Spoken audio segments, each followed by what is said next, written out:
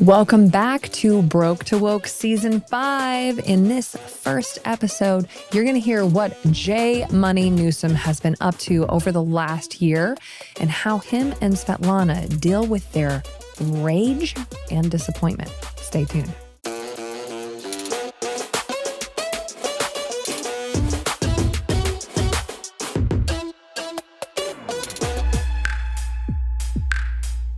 Ladies and gentlemen, boys and girls, friends and family from around the entire world, and most importantly, Lithuania. We are back for Season 5 of Broke to Woke, keeping the name because haters be our motivators. We had it first. We were here first. Our mission and goal is to pour into every single one of our listeners in a really deep way, to give impact, to give enlightenment, to give direction, and in this season, to elevate. Yes. Elevate your mind, your body, your spirit, your finances, your relationship. We've talked about whole body success, whole life success before in the past. We want to catch all of you up on everything that both Britnie and myself have done over the last year, the things we've accomplished, but most importantly, those listeners. We are here for you. We're going to continue to be here for you. Britnie, you did not throw up this morning. Oh my gosh, it's a Christmas miracle. What's going on with this? For those who don't know, last season I was dealing with the most horrendous, they call it morning sickness, but this was like a life sickness for me. I threw up 30 to 60 times a day, every day, but specifically during our last recordings, I was throwing up over 200 times a day. But by God, we still did it. And the last season was called Surrender. Like that's really the theme of what we would call everything that we talked about. And this one is Elevate, because there are seasons of your life that you will have to surrender. You are taking to your knees. You are throwing up. You're not feeling great. You are bringing something beautiful into the world, but it doesn't necessarily feel good. And so we are really excited about this season because I'm not throwing up. We are here to bring some more amazing insights and magic and to help elevate your life. And we say we're here. This is a fun spot. We've done all kinds of different locations. We're in the Peace Teepee. We're in the Peace Teepee, one of my favorite properties in the whole world. Yeah. It's the cutest Airbnb and is the most peaceful and happy place on the planet. Yeah, it is. It's a nice spot. Nashville's premier Airbnb. You know. This is where everyone comes. It's an A-frame. It's the best. 1969 A-frame. You can't beat it. Can't beat those good old A-frames. I wanted this house for 10 years. I wrote the sellers a letter every quarter for 10 years. And they kept telling me, nah, we're never going to sell it. And then they finally called me back and were like, we listed the house. I was like, before calling me? I don't care what you're asking. I don't care what the condition is. I'm buying it. Now, thankfully, even though I overpaid when I bought it, it has since worked out for me. And the area has continued to appreciate. But it's turned out to be a good investment. Good. Yeah. Are we talking about real estate in this season? You know, we're going to continue talking about strategies for investing because no matter what you want to do with your life, if you're going to be a force for good, if you're going to be able to be a blessing to the world in any way, shape, or form, you're going to need some finances, you're going to need some resources, and you're going to need influence to do it. And that is really what this podcast is about, is going from broke, not being able to really help that many other people, to being so awakened to your calling that you become an unstoppable force for good. And that's what Woke stands for us. And so with that, what happened in your life over the last year, J Money? Because you've got some pretty big news that you are going to be announcing. And how can the viewers become even more awakened by listening to what you've accomplished in the last year? A lot of things. Yeah, a lot of things. We got a new baby on the way. Hey, little boy. Little boy. House of Men. House of Men for the divine queen. Yeah, just I love it. Bunch of calls us the smelly man tribe. This poor girl. Yeah, so she's by herself, the only lady, just a bunch of dudes, sweaty dudes, eating all the food in the house. Jason is amazing. He's 2.5 now, He's so cute. we can communicate which is so cool. Is it weird that a little mini you, I mean, he is copy paste you, Yeah. is talking to you? Do you feel like you're talking to yourself? No, I don't. You don't? No, I don't feel like I'm talking to myself. I just know that there's so much of me in him, and he is already so perceptive of everything that I do and say. Yeah.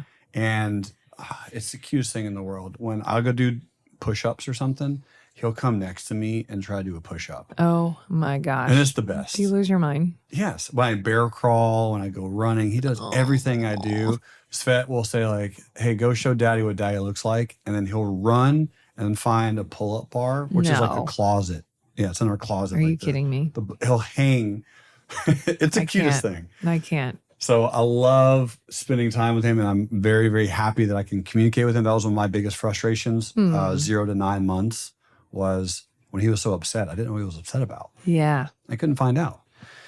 And what that did, and we'll talk about that in later episodes, but just the parental journey for me and obviously for you, and learning how to be a parent for the first time in my life, and interacting with a toddler, and learning all the things that I need to heal internally to be a better dad, to be a better husband, to be a better father. Whoa, there was a lot there. So we have a new one on the way. Yay! Current name. I mean, it could change. Yeah. We still got 3 months You're ago. allowed. I'm allowed to make changes, but right now we're going with Jerremy. New name alert. hit the button. Jerremy Maximus Newsom. Oh man. Yeah. And a strong name. I don't know what is except for my kid's name. Yeah. Tell me, where did Jerremy come from? They better be, except for your upcoming news. We were actually, I was joking. This was a joke. This name technically was a joke. I just want everyone to learn. I threw this out as there's no way my wife's going to say yes to this one, but I kind of liked it. So it's Jerr, Umi. So Rumi is my favorite poet. I think there's a lot of people who are very familiar with Rumi. If you're on Instagram, you do a few scrolls, you're going to see a Rumi quote somewhere. And he's impacted my life in such a dramatic way. And the middle name Maximus, because that's an awesome middle name. Yeah. And this boy wanted to be here badly, because my wife essentially made sure that no one even thought about a boy. We weren't allowed to talk about a boy. She gave me all your boy stuff. She wanted, She gave me all of your boy stuff. You're about to spend a little bit more money on that Sure. stuff. She just wanted a girl, which was great. And we're like, we're going to do it the natural way. We're not going to go and make sure that it's a girl. And all the practice and prep that we put in didn't pan out. Man, it's probably fun though. It was a lot of fun, a lot of practicing, a lot of planning, a lot of prepping. It was still great. Yeah, we embraced it, and it's gonna be so exciting. And he is a boy that really wants to be on this earth, for sure. That's a boy soul that's ready to party. So what tips do you have? Because your wife is incredible and passionate, and I know how bad she was wanting a little girl. And I know she's gonna, of course, completely adore and cherish this little boy who is definitely meant to be here. But emotionally, I guess spiritually, all the things, like what advice do you have for somebody who had their heart set on having a little boy or a little girl and got the opposite gender? I wish there was a podcast I could listen to for free, about surrendering, because that's what we both had to do. Yeah. And there is a process to surrendering where it's not this, I'm going to do it, I'm going to check mark it, and we're good to go. So it's very much an emotional journey. So the emotional journey for her was go to Scotland for a week and cry. That's poor thing. That was it. Scotland. I don't know why necessarily she was called to go there, but she looked at me and it was one of those like, there's no chance I will say no. Yeah, no. Even if I had $0, it was like, you can find a way. I would have found a way. Yeah. Find points. It would have, something would have happened. Some points. And it wasn't even a question. She was like, Jerremy, I need to go to Scotland and just cry for a week. Yeah. What week works best for you? Like that was kind of the way she was. Oh my like, gosh. All right. Okay. And so she went, but there is a lot of tips there, because number one, get out of your zone, get out of your element, get out of what you're used to. She hasn't been to Scotland in her whole life. And so that was a brand new place for her. So now she's able to get around the energies of just your day-to-day environment. And so when you're talking about surrendering, I would tell people, when you're faced with something that there's nothing that you can do anything about and everything has been given for you and you're upset about it emotionally, don't bury it. It's okay. Don't shove it down, but go and really release it through whatever release means to you. Is it running far away like your boy Charlie, right? Running across the Sahara, right? Is it studying? Is it praying? Is it going to a dark cave for 3 days? Or is it going to Scotland and just sitting on a cliff and crying for 12 hours? Whatever it is, do that work, but don't do it around the people that know you really well. No, it's wise. Yeah. And that was a great experience for her. Why do you think, I recognize it's wise, but why would you say it's important to do it not around people that you really know?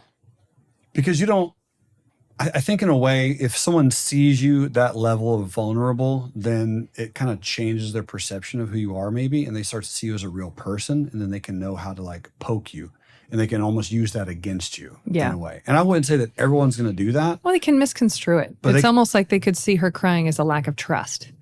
And it's not. It's mourning an idea. That was your idea, not God's or the universe. You know, like this is the way destiny was supposed to unfold, but it's a little different than you experience. And so other people can just be turds sometimes.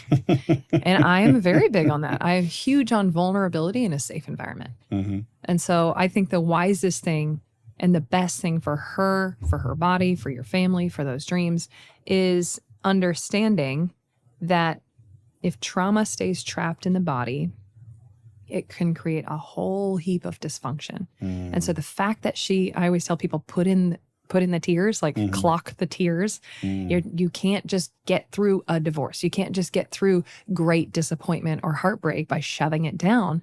Sometimes you just have to put in the tears. And so the fact she went somewhere and cried for a week, that's amazing. What an amazing foresight to just do it and move on. And then now celebrate and cherish this little soul who is destined to be here. I love that. Yeah. And I like how you put it in that this was just our plan. This is what she wanted, but this wasn't destiny. And that's okay. Is that going to happen in life? Yeah. As in like all the time. And you're going to feel like, oh, you're wrong and you shouldn't trust your judgment, but that's not true. When you stay in a place of surrender, you understand the way in which you're filtering life is great. But when there is a higher power directing these things and you stay surrendered, it's going to be better than your plan. Still might suck for a minute though. Yes. It still might have a little bit of pain, but there's so many examples of that in history where the hero has to go through those crucibles to really prove that, wait, I am the hero, but not prove it to God, prove it to themselves generally, right? Joan of Arc being a great example. Yeah. And I think for me in that moment, it was so funny. She said, I don't even want a gender reveal party because if it turns out a boy, I'm just going to collapse in front of everybody. Oh, no. At least she knew. She knew. At least she knew. But ladies, be courageous enough at some point to share your deep emotions with your man as well. And for my men out there, there's a time and a place to be the aggressive, bully, Viking, maniac, warrior guy. And then there's also time not to be that because that would have been a time where I could have been very mean about the whole situation. Could have. Didn't. Chose not to. Good choice. Yeah, good choice. Don't be. Don't be. Right? Don't be. I want a reveal party. Blah. Could have. Because I knew how much it meant to her and also how it would impact her negatively if there's 100 people there and we have a reveal party and it's a boy and she really wanted a girl and she would just start crying because she can't hold her emotions like that. Well, I mean, the last party was just so well done. Whoever threw that for you. It was a really good party. Was, the bar is like the shooting of so the gun. high. All right. So your future son, Jerremy, working title, is going to listen to this. Yeah. What do you want to tell him? Dude, thank you for healing your mother. Oh, snap. And she will say the exact same thing. Like, what a gift. Because she has this I am right type of mentality. I can control everything. Right? Women love that. Women love control. Men love control. For safety People reasons. love, of course. But when you get given the gift of, you're not in control at all. Everything is happening for you if you want it to, or to you if you want it to. And this was a for gift. And so thank you, Jerremy. Thank you for healing your mother. Thank you for giving me another perfect son. Yeah. So excited. I can't wait to meet you and be Bear's best friend. Yeah, it's going to be wonderful. It's going to be a great journey. A lot of other things. My body. So I focused a lot on body and baby last year. So my body, I did 3 full distance triathlons. Wow. A half, ran 100 miles. Did a brand new challenge I've never done before, 12 by 12 by 12. 12 miles every 12 hours for 12 days. In a Speedo. Not in a Speedo. Oh. Thank goodness for all the passerbys. That would have been a whole different. Next year. Whoa, boy. It's 288 total miles. That's crazy. Yeah. And then right after that, that's when I did the 100-mile What race. did your feet look like? Ugly. Real ugly. Was that the feet picture you sent me was after the 100 miles? Because I was wondering what it was like after the 12, 12, 12. But that wasn't that bad. So yeah, the 100 miles was the bad one. Okay, I'm not gonna lie. When you sent me that video, it looked like a corpse. Yeah. The whole, because it was muddy and raining during the 100-mile race, so the entire bottom of my foot, both feet, were soggy. So you're being in a pool for 12 hours or whatever, 20 minutes, your fingertips. Yeah. But now just imagine that with your feet and running on them. Ugh. And so all the skin on my feet washed back and forth. And so the whole foot was a blister. Are they still peeling? Yeah. Yeah. Yeah, I'll show you after this. Remember that 70-mile hike I did? Yeah. For my old special forces group? My feet peeled for like 6 months. Yeah. Because they were underwater the whole time. Oh, it was. So you kind of know. Yeah. In boots, just slapping it up. So painful. Yum. But what did you learn from this 100 miles? Like, tell me a couple of the quick and dirty. I could talk to you for 9 years about this, but tell me. Sure. What did you learn from doing a 100-miler after training like that? You ready for this one? I'm ready. Some people pay a lot of money for a mud bath. Yeah. Oh, man. I chose to be there. Yes. And I picked that thing for me. Yeah. And there's perceptions and perspectives of all sides. So a lot of people are like, oh, this guy is crazy. I was going through a really, really tough business breakup. I was going through a relationship struggle. And I needed to pull out that Viking and get really angry for a while. Again, Svet went and cried. I don't cry. Like, I can't sit in a room and just cry my fears away or my tears away. It doesn't work for me. I have to run for 25 hours and be in so much pain that some tears come out. Okay. And that was so enjoyable. My rage monster went away. Wow. Yeah, I've been so nice. Have you noticed how nice I've been for the last 2 months? What is it that shifts, though? Is it just you got the rage out? Or is it that your threshold for pain is just higher now? And so you view your current internal pain as less, which is like a higher form of cutting, I guess, which is terrible, but it's a more healthy way to do it. It's both. Yeah. I would say both. Both happen. Both of those happen. You lower your empty tank on your rage, so it can fill back up over time. That's fine. But right now it's 0. And there's nothing. Good. There's nothing in there. That's really beautiful. Yeah. And then, you have a bigger, higher level for pain tolerance. So the things that are going to come your way just don't affect me anymore. They just don't affect me as much. So that was a huge, huge gift. I was able to finish 2 books last year. So did the one with our boy Les. 2 books? Yeah. You're crushing me in this. Thanks. Crushing. Here's the thing though, Britt. I love writing. I know, I do too. I just die. So I got really clear. My wife asked me a couple months ago, like, perfect life. What are you doing all day? Perfect life. And I'm writing a bunch and I'm speaking on stages. Those are my 2 favorite things. Love it. Just writing and Well, you're speaking. really good at both. Thanks. So what are the names? But it makes me really happy. Of your 2 books. The 2 books was Your Story Sells with Les Brown. Oh, yeah. Yep. So the boy you connected me with, right? Yep. He gave me some coaching sessions. He's kind of good at this. He's amazing. That was my present. He helped me build my story and craft it and teach it and sell it, right? So him and I co-wrote a book together with 7 other authors. Amazing. And then the very, very first, believe it or not, it took me 12 years to write a stock market book. A stock market book. Why would it take you 12 years, says the person who hasn't finished her book? How dare you not finish a book for 12 years? You dummy. I can't believe it. Probably for those reasons where I did a lot of smaller things. I did blogs, I did ebooks, and all that. But this one's called Master Yourself, Master the Markets. Yeah, that's dang, real life trading good name. psychology. Solid cover. Thank you. And I'm judgy. Thank you. So good. Thank you. And I didn't think I had really mastered myself yet. Oh. And I knew that it had to be something related to psychology. And I feel like I am so dialed in right now. I'm so. In this next episode, I want to know more about how mastering yourself feels, looks, and on a practical basis, what's the checklist for making that happen? We'll see you in the next episode. We're talking about it.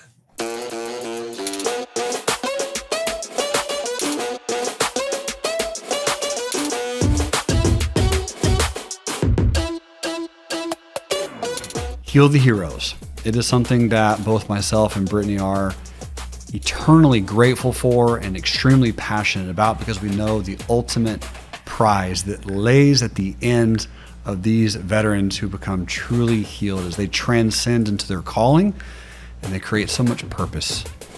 They save lives. And we would love for you to help us in that mission. Feel free to pop over to broketowoke.com and you'll notice a way to give directly to Aerial Recovery and the important mission pillar of healing the heroes, so that you and I can continue to do amazing work in the world by helping others grow in their purpose as well.